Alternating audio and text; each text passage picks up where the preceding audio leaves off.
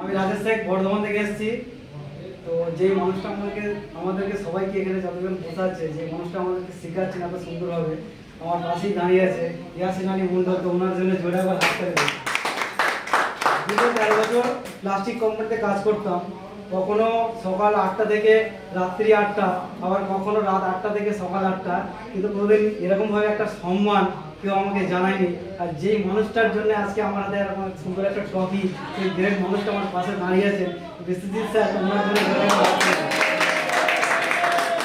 কোথায় ছিলাম নিজে আজকে ফিল করছি এখন, যে এর আগে আমার একটা সেক্টরে কাজ করতাম, যেটা হচ্ছে প্লাস্টিক কোম্পানি। দানার বস্তার উপর শুয়েছি, কখনো দু হাতে কালি, মানে অবস্থা খারাপ, কখনো ঘাপ টপ টপ করে ঝরছে। কিন্তু এই মানুষটা বারবার করে, যে মানুষটা আজ থেকে 8 মাস আগে যদি আমাকে না প্ল্যাটফর্মে নিয়ে আসতেন, আজকে আমি আপনাদের সকলকার সামনে এরকম সুন্দরভাবে এই যে সম্মানটা হচ্ছে, এই সম্মানটায় আমি সম্মানিত হতাম না।